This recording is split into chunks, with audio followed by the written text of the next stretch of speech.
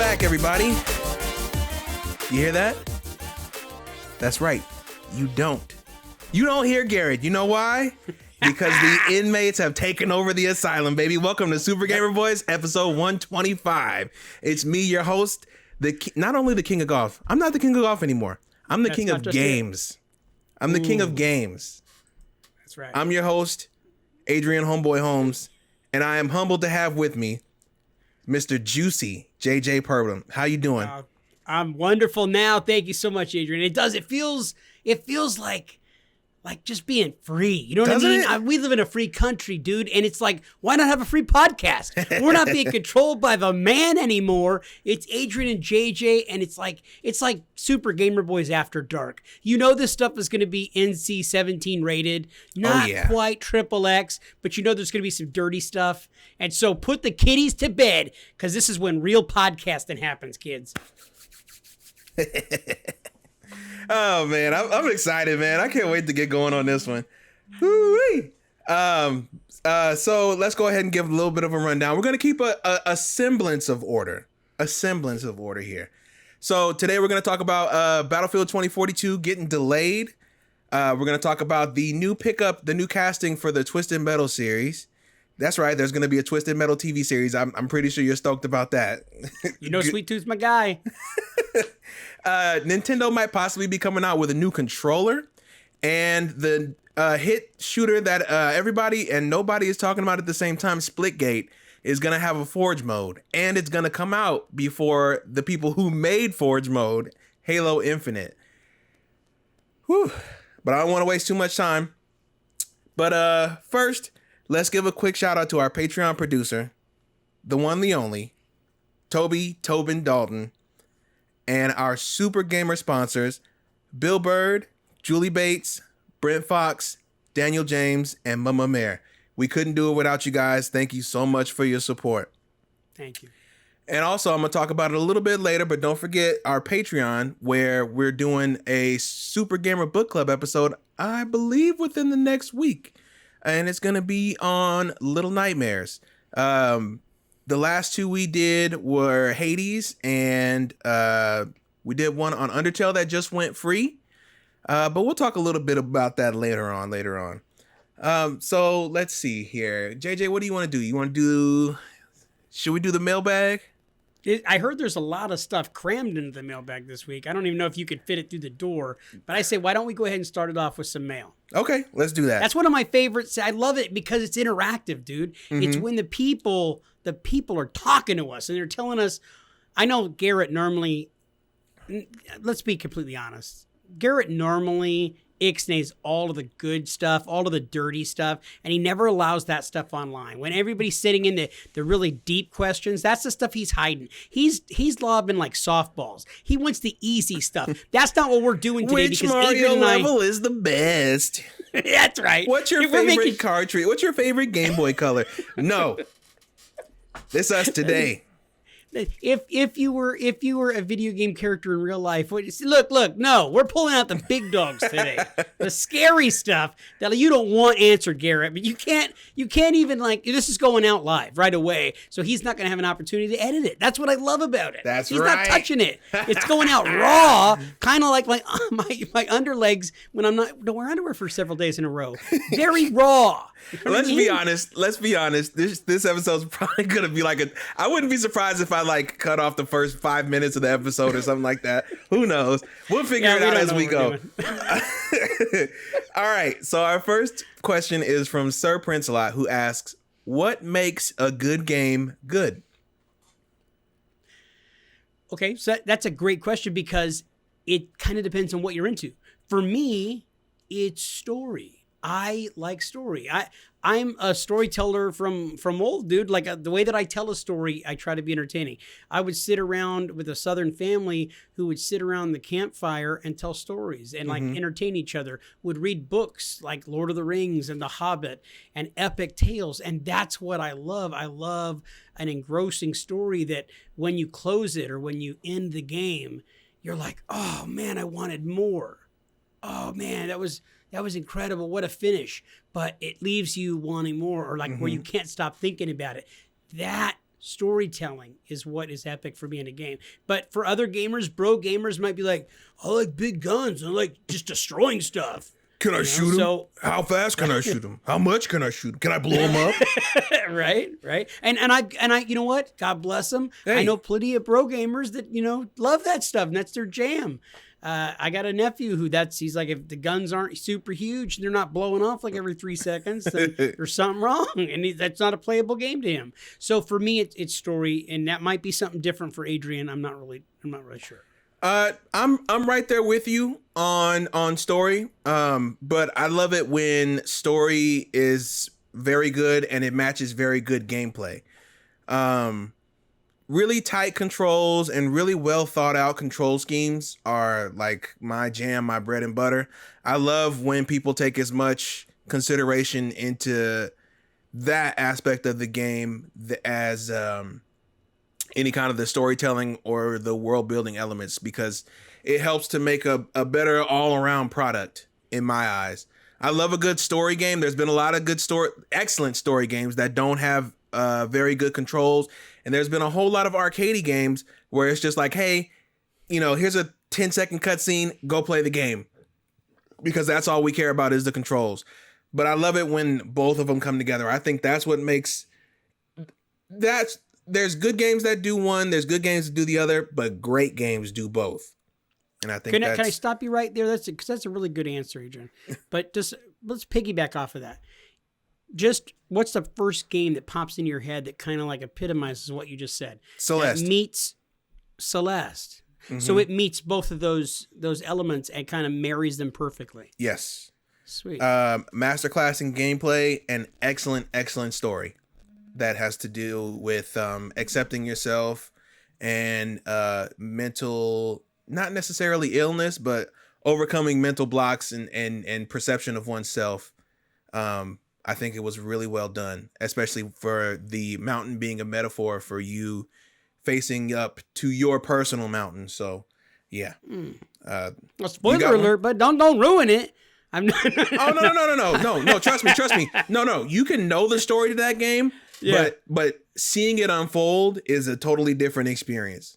Actually going through it, you'll be like, man, I even knew what this was gonna be, and even still seeing it and playing it out. It don't hit like anything else. You got one?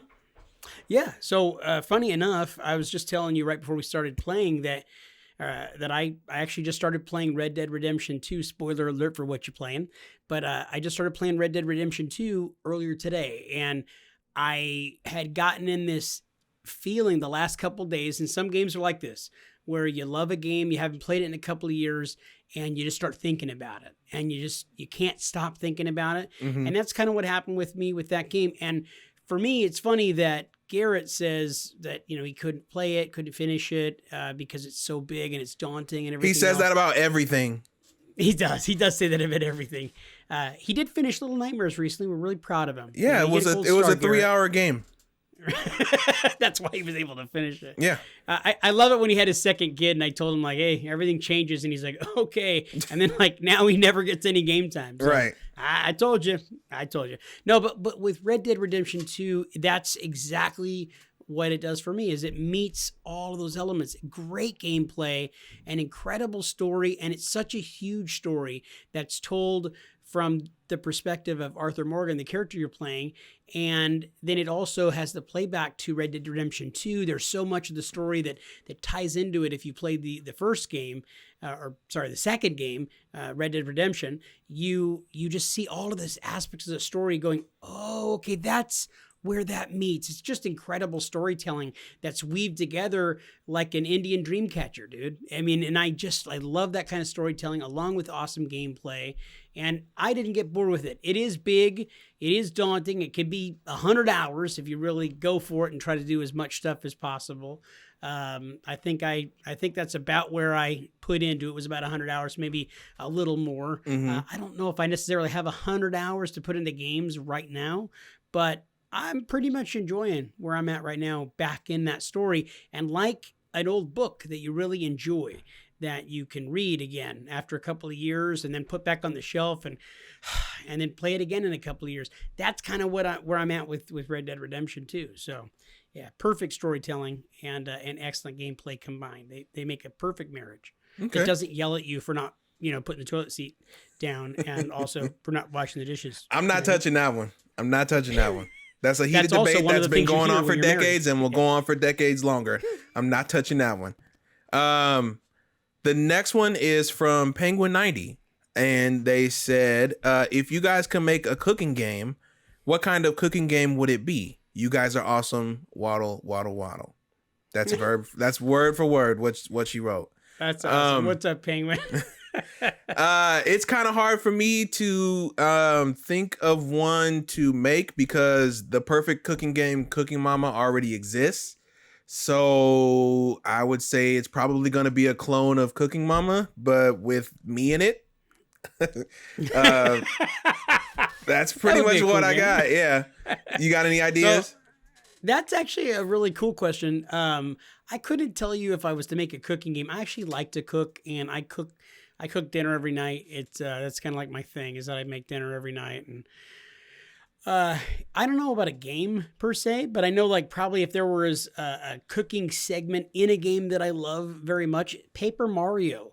Paper Mario has some great where you get all of this stuff and you take it to this lady and like she'll cook you up recipes, and I really like that quite a bit. So that's probably my favorite aspect of any cooking going on in a game. And so going out to get the stuff would be going to get the stuff. That's the stuff is okay, I've gotten all these different ingredients. I'm going to take them back and see what we can come up with. Okay, not too shabby. So like a kind of like a. Your quest is to get the ingredients, and then the reward is what she makes with them. Mm-hmm. Gotcha. That's it. Okay. And then our final question. Look how fast we got through these without old anchor arms over there. Is from Kajoma. What did I say his name was? Because he hated the Supergiant game. Well, originally you took Hideo away from him. I took Hideo away because he said something about the sandwiches. And then he said something crazy about Supergiant, and I was like, "Oh, Super Joma." That was it. That was it. It was Super Joma, but with a G instead of a J. He says, if you could make any game that currently has a release date come out on that release date properly baked, what game would it be? Halo. See, that was the exact answer I was going to have, just because I know that that's what everybody wants to hear right now, is that's the kind of the game that everybody's waiting on. And it's like, come on, how much longer are you going to wait? But yeah, that would be great, is if Halo actually came out when it was supposed to, fully ready. That would be fantastic. Fully ready, fully thought out, power, fully executed, all the modes. I don't want Halo 4 again. I don't want Halo 5 again. They were okay games. This needs to be Halo 1, 2, 3 level. That's what I consider fully baked. So I really am at risk of being like a huge nerd, but I'm really excited at the prospect of that Harry Potter game. That's supposed to be coming out. Oh, it dude. looks fantastic. Are you kidding me? Yeah, I'm a super fan of all of the Harry Potter stuff. I've read through the books a few different times. A few different times. I'm like, kids, we're going to read Harry Potter. And they're like, this is for you, isn't it, Dad? Well, they're all falling asleep and I'm just reading it to myself. I love the Harry Potter movies. The only game that I ever played, Harry Potter game, that was any good was on the Nintendo GameCube. There was a game that was a Harry Potter game. It was pretty fun. But as far as like what I've seen so far from this, I know it's not Harry Potter. It's supposed to be Hogwarts, witchcraft and wizardry, or whatever the name of the game is. I'd like for that one to come out sooner rather than later. And I'd like for it to be fully ready with no delays, because that's one of those, you saw it when the PS5 was first coming out. That's one of those games that was like, oh man, that caught my eye. Like everything that I saw. Now, will it be fully realized to be just like that? You never know. It could change and not be quite as good, or pull a Days Gone and be rough. Yeah, and then updates. Yeah. Okay. Not too shabby. Super Joma, that was good, man. That's a very, very detailed, deep question. The kind of question you never get on this show when Garrett's here messing everything up. Hey, What's your Adrian, favorite PlayStation mascot? What's your favorite PlayStation controller? What's the best Hideo Kojima game? That's all you get from old Morlang over there. Yeah, it's very Metal Solid heavy. There's a whole lot of Kojima stuff. It's like another Kojima question. I feel like he's like peppering it. And look, this isn't about bashing and destroying the good name of Garrett Morlang, whom we love and who more than likely is going to have to edit this later. And we'll probably edit all of this portion out and just interject like his own Squidward sounding voice in place of. I'd like to come in here and just let you know Hideo Kojima is an auteur. He's an underrated genius. Wow. And you heard it here first, folks. You didn't know that he does an excellent Garrett impression. That was like spot on, buddy. Thank you. Thank you. All right, let's keep scooting on because we are efficient here in this takeover episode. We're moving on to the nerdy nudes. Good sir, if you would. It's now time for the nerdy news. Would you look at that? It made it all the way through. It didn't cut out. You know why? Because we got quality. Quality. So our first story of the night is that big old Battlefield 2042 joins the recent game delay frenzy and moves to November. So Battlefield 2042 has been delayed from its initial October 22 release date, though it will still launch this year, EA announced. The multiplayer-only shooter will now hit stores in November 19th. Citing the complications of developing games in a work-from-home environment during a global pandemic, by now a familiar challenge for the countless game makers that have had to delay other high-profile 2021 games, DICE assured fans that the team is working on finishing touches rather than dealing with any kind of development trouble. The developer also reiterated that there would be more updates later this month regarding 2042's open beta. In other words, this is pandemic business as usual. Well, JJ, I don't know. It looks like another one bites the delay dust. I don't think there's been a game this year that has set a date and actually hit it. I'm sure, the board is going to let us know in corrections, but I'm racking my brain right now, and I can't think of anything that was like, yeah, we got a date. Here it is.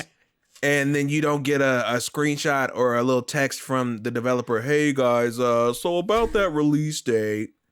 Yeah. So no, it's been across the board. It's been everybody. Nobody has been immune to not releasing on time. Everybody is shooting past and having to do those, egg on the face tweets about having to postpone their games. I think that some of them get jumpy with, and they're like, you're thinking pretty hard about, hey, we're going to be able to come out, and they have like good goals in mind. Oh, yeah. But they're like unattainable goals sometimes. A lot of these games that they're making now are these open world games, and they're huge, really, really huge games. And they just take time.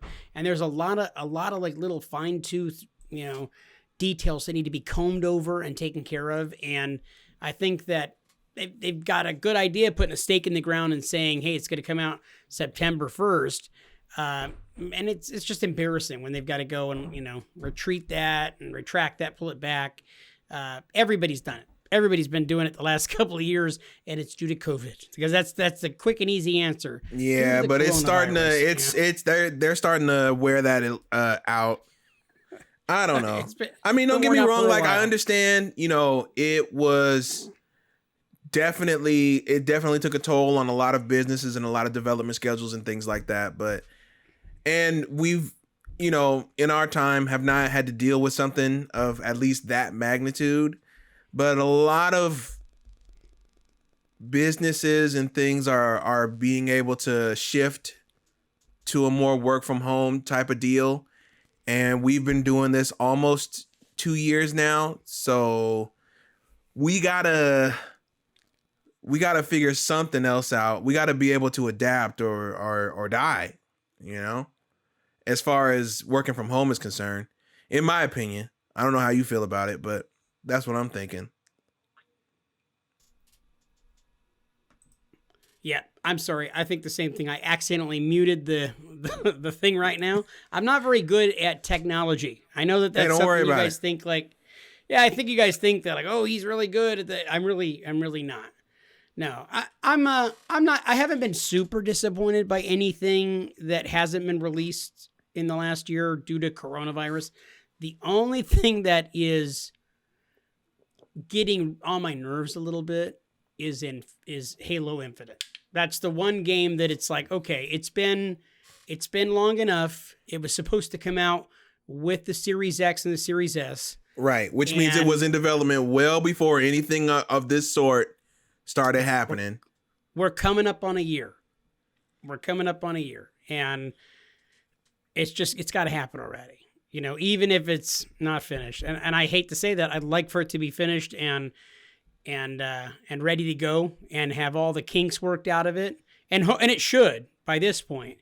But it's just it should be ready because the natives are getting restless. I was going to say, they have, even if it's not done, and I hate that this is the case, they cannot afford to push it back again. Especially with just the public perception. Because if you push it back again at this point, people are seriously going to start thinking, like, people who don't normally cover or follow games as deeply as you or I or anybody who does this kind of thing does.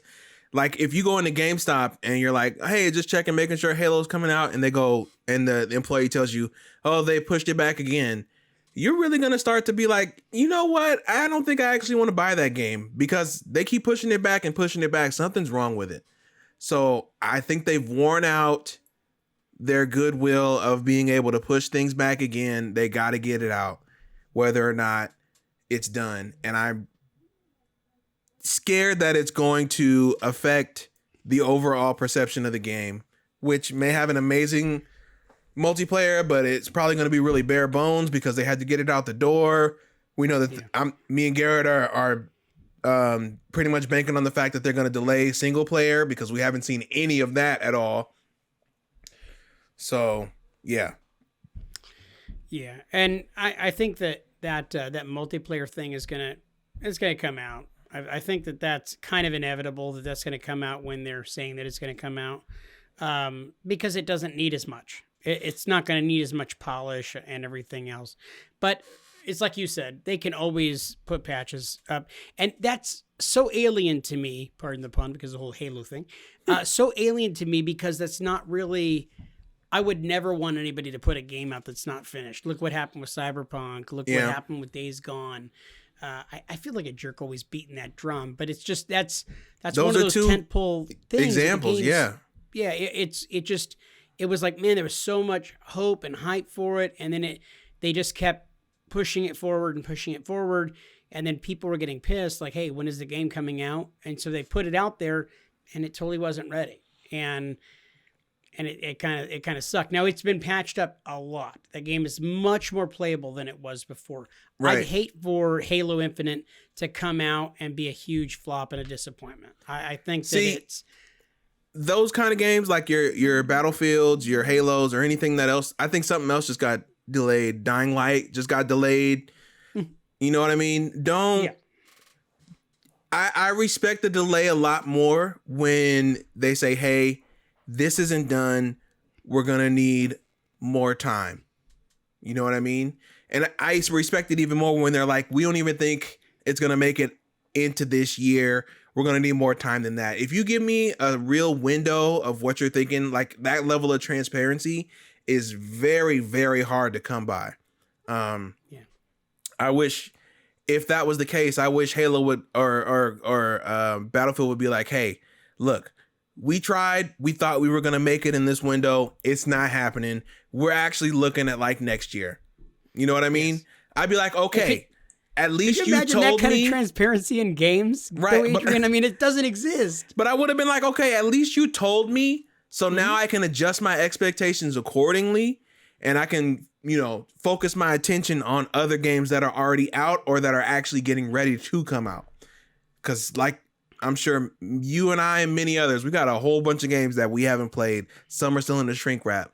So that's just kind of how I'm viewing the delays. It sucks. And I'm sure, it's not fun for developers to put that information out. But at the same time, we got to figure out a better way of working from home, especially because it's been almost 2 years and it seems like this is going to become a normal way, not the normal way, but a normal way of people can choose to work in development on games. So it definitely needs to get better than it is right now. Yeah. Agreed. Okay. Let's see. Moving on to the next story. This one is right up your alley, JJ. Twisted Metal TV series casts Anthony Mackie as post-apocalyptic milkman. I'm gonna let that sink in. Anthony Mackie? Yeah, that's right. Nice. So the article reads, Sony's PlayStation Productions has found one of the leads for its live-action Twisted Metal series. The new Captain America, Anthony Mackie, will be at the center of Twisted Metal's car-based mayhem, Deadline reported on Wednesday. The series will follow Mackie as John Doe, a wisecracking milkman hired to deliver a package across the post-apocalyptic wasteland. If this is not just a Twisted Metal game plot spread out again, I'm going to guess like maybe 12 episodes, and where he's just going to race each character in each episode because it's just an advertisement for the game. They're not fooling anybody. Let's see. There's going to be a new game coming out. Yeah, sure. Absolutely. Along this journey, he'll meet some of Twisted Metal's most famous characters, including Sweet Tooth, the mnemonic clown with the flaming head, and his ice cream truck, and probably a few new faces as well. John Doe in Twisted Metal Black was an unremarkable driver of the car Roadkill, whose defining characteristics were his amnesia and his tattoos. Oh boy. I don't know if I can make heads or tails of this one, but you are our resident Twisted Metal expert. Does this do anything for you? Not at all. Not at all. And wow. you know what? Love the game, but it's one of those things where I hear it and I'm like, it's a premise to sell video games, and I just don't believe in it. I mean, they're not proven to put anything out good with this stuff. So, I mean, it's not done by Netflix, right? So no, it's PlayStation Productions, the same ones that are making that god awful looking Uncharted movie. Yeah, and they were talking about this a couple of years ago, and Twisted Metal was one of the first things they talked about doing. And I remember laughing with Garrett about it back then, and I think it's still kind of a joke. It's like, okay, they're taking something that was a PlayStation early on adopted world and saying, let's put this into a TV show. I don't think there's enough meat on the bone. Like, what? Where's the meat? Where's the fat? Where's the good stuff? They're gonna have to make one up. Yeah, they're gonna have to make it. I don't think the premise is gonna have enough to chew on, and that guy could be wrong. I've been proven wrong before. I was wrong once. So but yeah, would it be cool if it was great? Hey, dude, I'll eat crow. If it comes back to like, oh, dude, the show is amazing and the ratings are killing it, and they really knocked it out of the park with this one. God knows they have a lot of money to put behind this stuff. So I think that they'd probably be better off with the Resident Evil show. I mean, that's something that, I don't know if PlayStation owns any of the rights to be able to, have TV shows of it or anything. But I don't know. Time will tell to see if it's any good. I just don't hold out any hope. Not going to hold my breath. I get you. Okay. Yeah, I don't really care either way. I'm glad Anthony Mackie is getting more roles. Yeah, for sure. I really dig that. I really dig his acting. So I'm glad that he's getting more opportunities, especially hot off the heels of Captain America.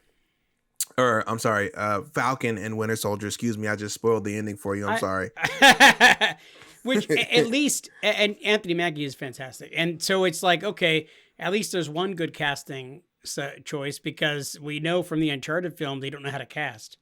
That thing cast itself. If they would have just looked online and they just don't know who to choose, And it's just like, man. So at least they cast somebody good. Anthony Mackie is a hell of an actor, and hopefully he'll make a couple of good bucks out of the show, if anything else. Yeah, fair point. All right, so let's move on to the next story, which is dealing with Nintendo and their possibly new controller. And everybody's freaking out about this because they think it's going to be something big. And let me tell you, I don't know how many times you guys have to get your feelings hurt. This is not going to be anything to write home about, but hey, let's go ahead and let's get into it. So Nintendo's latest FCC filing reveals a mysterious new controller. So Nintendo may have a new wireless controller in the works based on this FCC listing the company filed this past Thursday. The new device has received the model number HAC-043, which, if it matters, is one number higher than Nintendo's wireless Super Nintendo controller from 2019. Nintendo submitted a 180-day request for confidentiality to the FCC on July 26 that hides more revealing details of the device like photos and schematics, but there are still a few details to share. This device is wireless and uses Bluetooth, and it appears to draw more power than the standard Joy-Con controller. Let's see, the FCC label placement, which can sometimes reveal a bit more about how a device actually looks, also suggests whatever it is would be a departure from the single label Joy-Con, or the single label that Joy-Con use. So, let's see, some speculate the new controller could replicate another old console's controller like the wireless Super Nintendo controller, but maybe they could finally be pulling the trigger on a wireless N64 or GameCube controller for even more retro gaming. It's an interesting premise to think about. Do I think that they're going to do any of this based on their past track record? Absolutely not. It's honestly probably just a refresh of the Pro controller that they originally came out with a few years ago. Maybe they just do like a new revamp of it, redo some buttons, maybe add a headphone jack and call it a day. I was going to say, it just sounds just like a regular Pro controller with a headphone jack. They're not going to change the Joy-Con controllers. They're already too cemented into the Switch, and they're not going to change the design of what they have already with where the toggles are on the right. It's not going to happen. Right. They're not going to get any closer to being, because almost every system, with like the Pro controllers being that exception, is going to that Xbox style of the left toggle up high and then the right toggle in the center, versus the DualSense or the Dual Shocks that have the two that are the PlayStation style. So everybody's going the opposite direction, going more closer to the Xbox style of controller. So they're not going to change any of that layout or anything like that. It's just not going. I don't see that happening, and that's not really what they said in the article anyway. So, and okay, let's say that let's play speculator, right? And let's say that this does come out. But the problem with that is that it's 6 months away. So if they were going to bring out this controller for N64 or for GameCube games, that means that those games are at least another 6 months away. People have already been waiting on it for almost 5 years. And now we got to wait a whole nother 6 months if it's that controller. That's ridiculous. I heard some people speculate they thought it was going to be like an N64 controller. And I think they actually have those as a Pro controller that you can buy for Switch, right? They do, but Nintendo doesn't make them, and it's off market. Okay. Yeah, it's I think you can use it with a Switch, but it's not ideal because what are you going to play on there? There's no N64 games on there. Yeah, that might I don't change. Know. That might change soon. It might change. I hope it does. Shop. But we'll see. They haven't even put all the best Super Nintendo games on there, and now they want to move to a whole nother system already. No. We're not done yet. Yeah, I mean, I guess people will keep an eye on it. I'm not going to lose any sleep over this. My Pro controller works fine. I already bought the Super Nintendo controller that comes for the Switch for the SNES Online, so I'm good. I'm set. I don't really need to hear anything else. I still have my GameCube controllers, which I can plug into the Switch. So like I said, this really doesn't apply to me. Now, if they make a new GameCube controller that is wireless and has all the features of a Switch Pro controller, then maybe we could talk. But until then, I'm good. I'm okay. That's kind of where I'm just sitting at with it. Let's see. Oh, okay. We got our last story for today. Hey, you see how we're streamlining it? Man, look at this. It's like rolling. a well-oiled machine. Rolling. Loving it. Our last story involves the new game Splitgate, which will apparently have a Forge mode before Halo, the game that pretty much invented Forge mode, brings theirs out, which is super embarrassing, especially if I'm 343 or Bungie, which would get secondhand embarrassment off of this because their Forge in Halo 3 was untouchable. So here we go. So it says Splitgate will get its own version of Forge mode before it arrives in Halo Infinite, developer 1047 Games has said. In a response to a tweet from KFC Gaming, of all places, the official Splitgate account announced the plans. Forge mode, which made its debut in Bungie's Halo 3, lets players edit and create playable maps that can be shared with the community. And they have the tweet thread here. It says from KFC Gaming, it says, trigger an entire gaming fan base with one sentence. And Splitgate replied and said, Splitgate will have Forge mode before Halo Infinite. Sorry in advance, Halo fans. We love you, but we had to. So, yeah.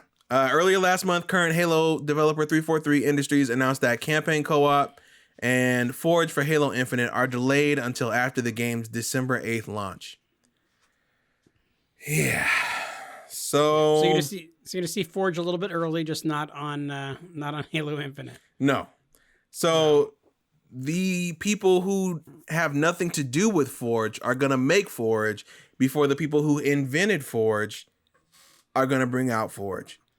Yeah. So in everything you said in the article, the only thing that keeps coming back to me over and over again through all of that stuff, the only thing I care about, the only thing I want to know about, as you said, KFC Gaming. When are we getting the KFC console with the chicken warmer? I gotta know, man. Like, that's what inquiring minds want to know. They have to do it at some point, right? Like, you can't just tease something like that. Like, you gotta put a PC in the top and then put a little not a microwave oven. What are those called? The tiny little the mini ovens. Is it I can't think of what they call. I used to use them all the time to cook chicken nuggets in toaster ovens. Thank you. Yeah. I used to cook a crazy amount of dinosaur chicken nuggets in there. A toaster oven. Wait. They were dinosaur chicken nuggets? Yeah. No. You're a grown man, dude. What are you doing? Whoa. I will not tolerate the disrespect over a good chicken nugget with some ketchup. You better watch out. What happened to ranch, bud? Nobody does it with ketchup. Seriously, you're a grown man. It's ranch. No, bud. That's these days. I'm talking about back in the days. Okay. Okay. All right. But no, I think Splitgate, that's awesome for them. I hear nothing but good things about Splitgate, and all the videos I see of it look really cool. I love that it's basically, and it's not to generalize it, but Halo and Portal put together. And it's super fast paced and it looks really fun. It definitely looks really team based. Like you need to rely on your team. Yeah. And is that game coming out? Is it coming out free to play, similar to like Apex? It's on. Like it's on Game Pass right now, I believe. Mm-hmm. No, I think it is free right now, free to play. Mm-hmm. And I believe Garrett said last time that it does have crossplay, so it doesn't matter where you're playing it at. You could play with other people. But I don't know. If I'm 343 and I'm Bungie and I hear that, somebody is able to put out our signature mode before we do, and they don't have anything to do with us, I'd be kind of ashamed, to be quite honest. That's just me. Yeah, that's a little bit egg on the face. Yeah. But what can you do? I mean, I'm not, if I can make a better Forge than you, I'm not going to sit on it, right? People deserve to take that, and they deserve They deserve to make their own stuff and they deserve to play it. Like, just because you guys can't get it together doesn't mean I'm not going to put mine out. Yeah. So, 1047, good on you. I can't wait to see what people are going to make with this. And best of luck in the future. I'm pretty sure your Forge is going to do great. And you already have a good groundwork to build off of. So who knows what'll come with the updates. And you might be able to see all three of the Super Gamer Boys play Splitgate together, doing some streaming, maybe rocking it pretty good. I'm not good with a gun, but I can talk a lot of trash while you guys are doing all the real shooting and protecting me. See, we'll just give you the shotgun. All you got to do is look in front of you and just go. Okay, that's actually how I do it in real life too. See, I'm buckshot. Everybody's getting it. There you go. And that, good sir, will do it for the news. Believe it or not. We in and out efficiency. I'm gonna keep saying it. Saying it. Yeah, he likes the efficiency thing. So right now would be Super Indie Boys, which I got some picks for you real quick. I'm gonna fire them off.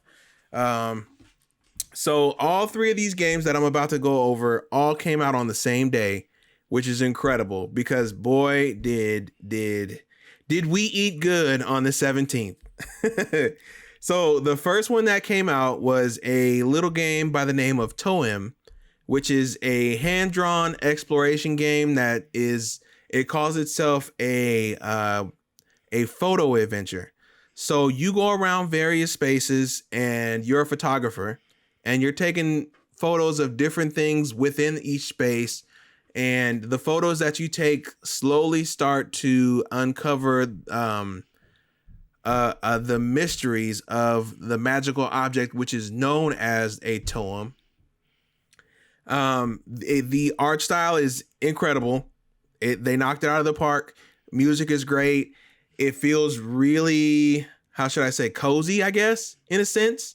The way that everything works together. It's in black and white, which is pretty rad. And I cannot recommend it enough. I've been playing it on and off recently until, today when I was like, oh yeah, I have to get in gear for book club coming up. But I would definitely recommend that one. The next one I have, I've been waiting on this one for who knows how long. It's got to be years at this point. And that is another gem by the name of Eastward.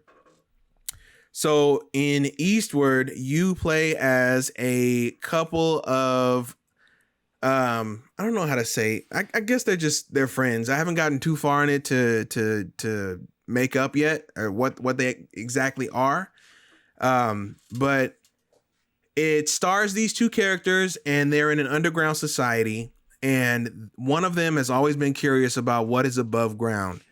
So they, obviously team up together to try to find a way to get to the surface to see what mysteries lie beyond. And at the same time, they have to avoid people who are already down there with them and obstacles and trials and tribulations and things like that. It is a gorgeous, gorgeous pixel art game. I cannot say enough about how well done the art is in this game. It's only $25, but from what I've seen so far and from the previews that I've seen, it looks phenomenal and it looks so huge and expansive. And I can't wait to continue to get back into that one. What consoles is it available on? Both of these so far I've mentioned are available on Switch, which I would basically say would be the best place to play them. I believe they're also available on PC though. And then of course, I would be remiss if I didn't give a huge shout out to Mr. Toby Fox and a big congratulations on the launch of Deltarune Chapter 2. My goodness, is that game good. Now, everybody and their grandma has been waiting about 2 years ever since he dropped the first chapter of what is the sequel or prequel or side game. Nobody is really sure. There's a lot of theories that is to Undertale. And the first chapter was excellent. And this, in my opinion, even blows it out of the water. The music is bumping. The writing is phenomenal. The combat system has gotten some tweaks and it's much better.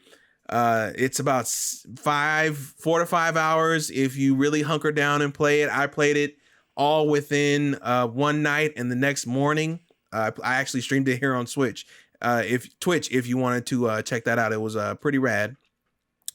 But yes, I cannot sing enough praise about this game. It is free, which nobody was expecting because they were thinking that he was going to charge for it. And no, he made a notice that he was going to do that, but he would rather that you spend the money that you were going to spend on this game on other indie games. The man is a stand-up cat, and he knows how to make a video game. So yeah, sweet. Those are my 3 picks for this week. And let's go ahead and do our advertisement for ourselves. Let's pimp ourselves out.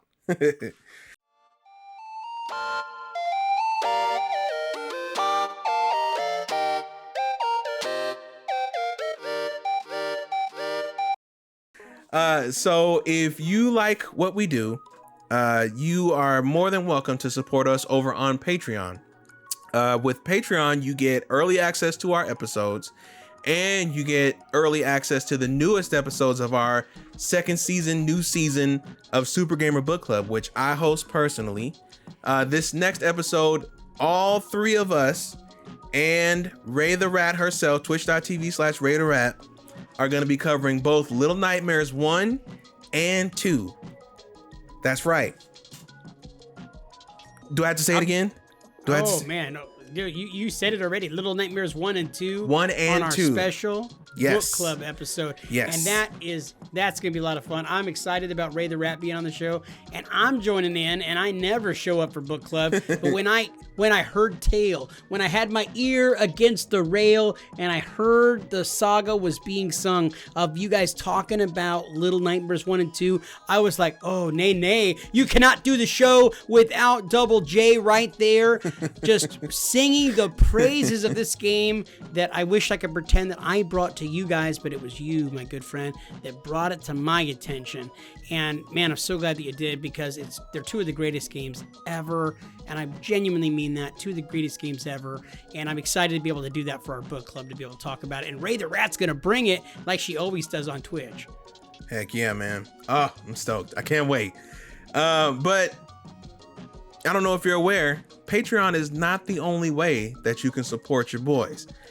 You can actually subscribe to us on Twitch. Now, you can give us that good old-fashioned subscription.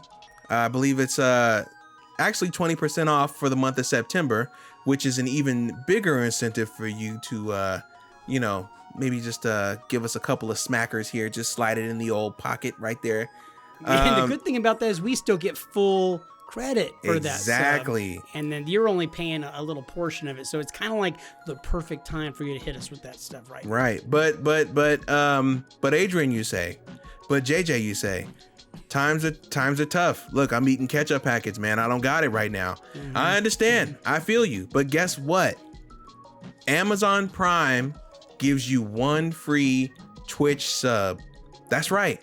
Wait, 1 free Twitch sub? That's right. You can subscribe to us for free. For free? If you're an Amazon Prime member, and it counts as a full sub, which supports us all the way just as much. Would it be technically illegal if I were to use my Amazon Prime to sub for that? I mean, I could do that, right? No, sir. Please do that. Please do that. We need that. Please do that. Because who doesn't have a Prime subscription? So it would be helping us out if you just use that and just skate on over and then give us a subscription. You know how much it costs? Just clicks.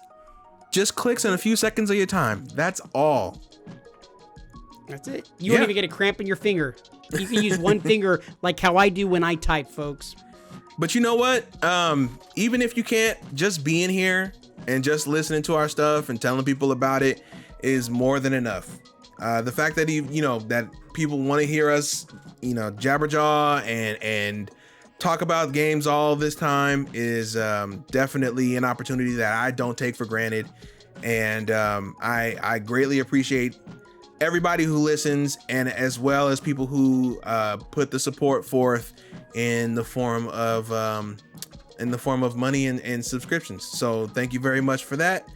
And I think we did a pretty good case for ourselves. So let's go ahead and hop on back into it.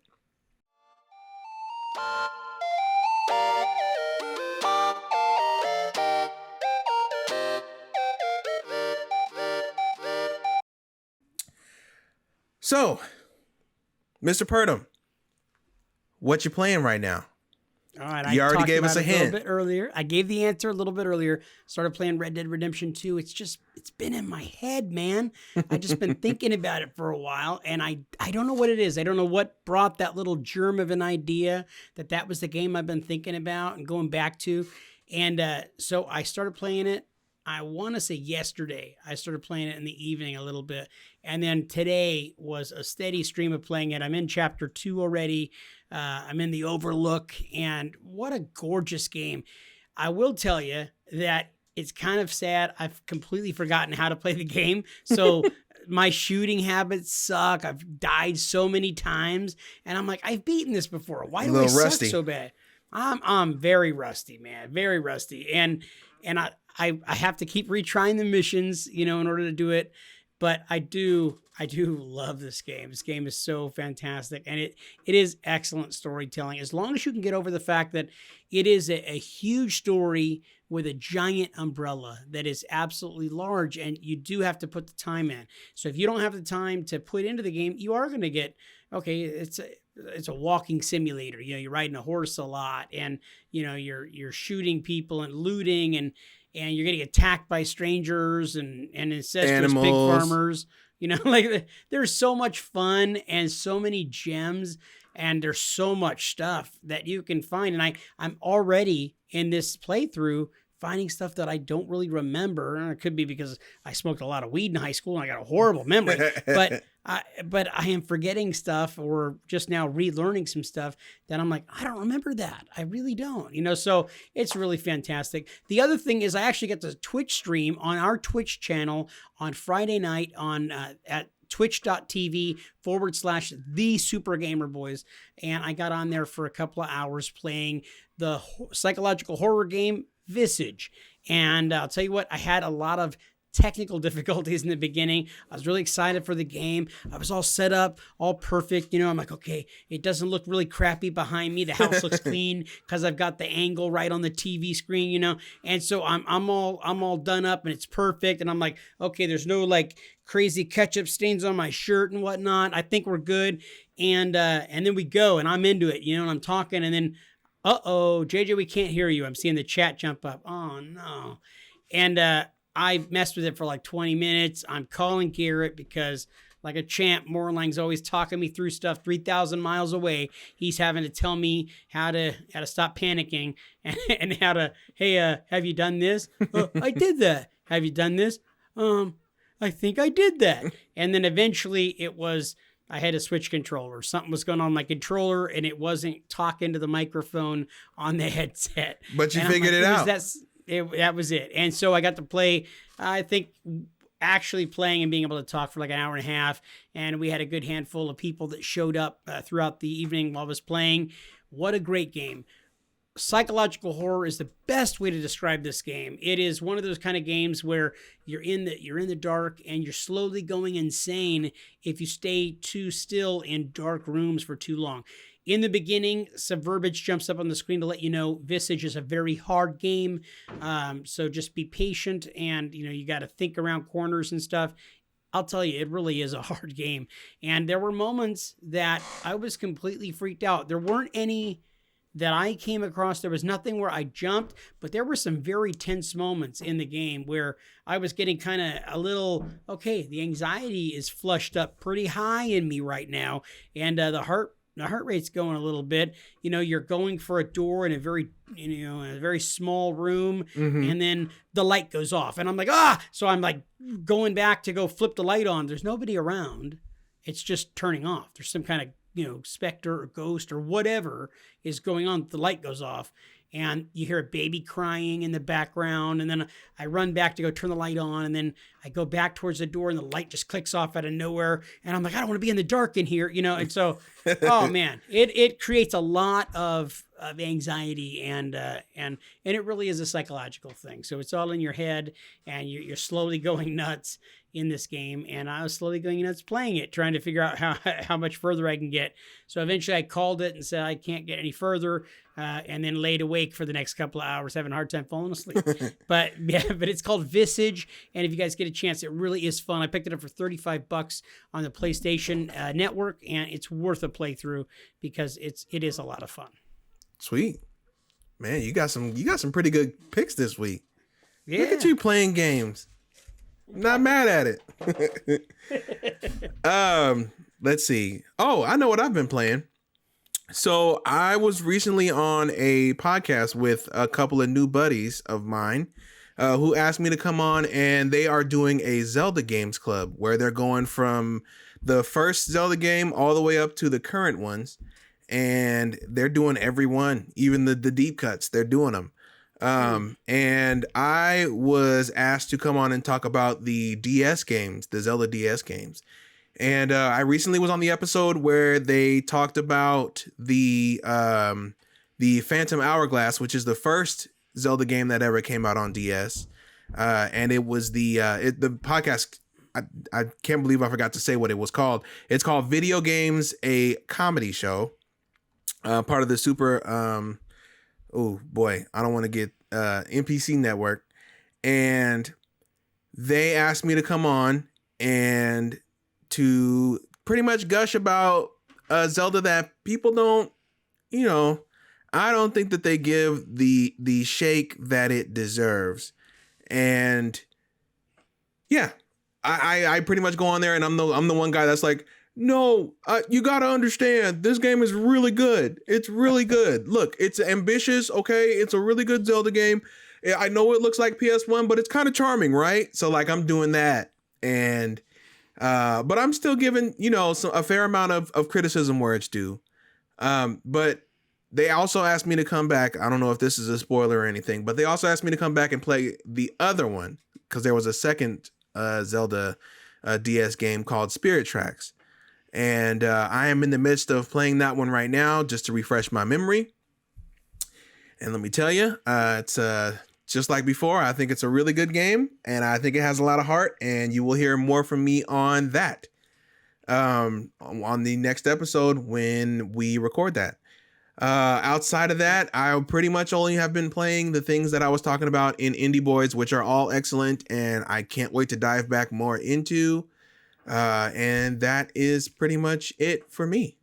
And once again, just because I want to go listen to it, and I'm sure that some of the people out there would like to go hear you on that.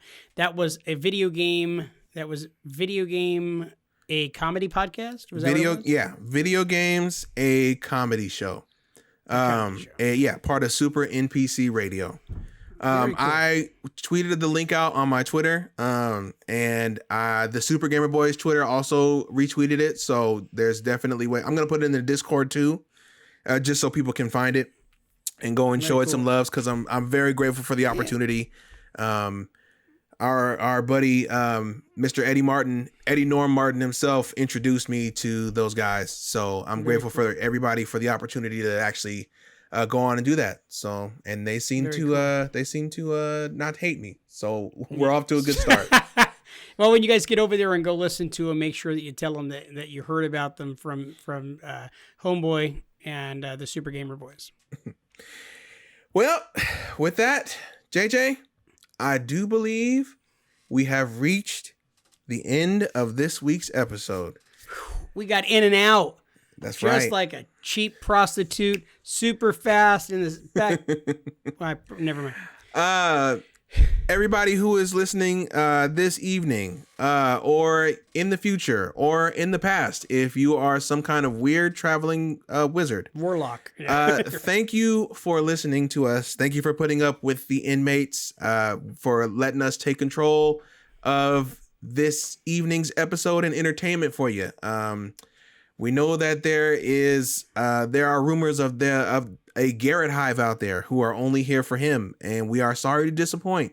But he, as far as I know, will be back next week. So no need to fear.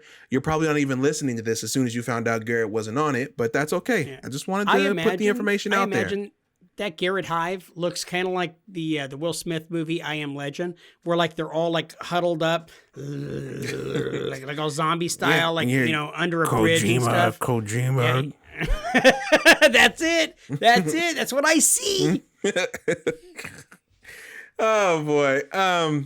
But yeah, don't forget you can catch us here on YouTube. You can catch us if you so prefer the audio of our buttery smooth voices now in crystal clear ultra high def. You can catch us on your favorite podcast service. Don't forget to check out our merch over at sgbstore.com. If you do listen to us via audio, we would definitely appreciate if you leave a review for our podcast. Every review helps, even if it's if it's 5-star, if it's 1, because we can always improve off of the ones. Let's see here. Mr. Purdom, where can the good people find you outside of this podcast?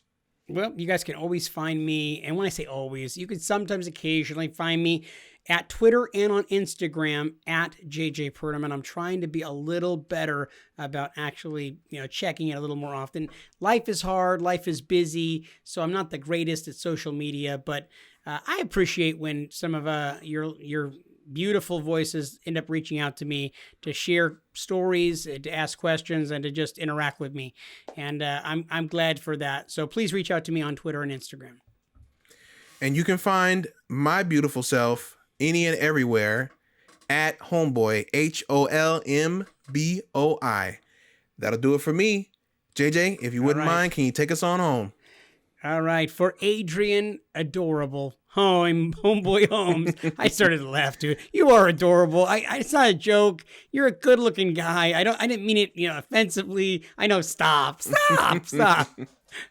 I'm Juicy JJ Purdom, and we are the Super Gamer Boys. And we'll catch you on the floppity flip. That's right. I changed it. Boom! Your face, Garrett. Let's go. All right, we're out of here.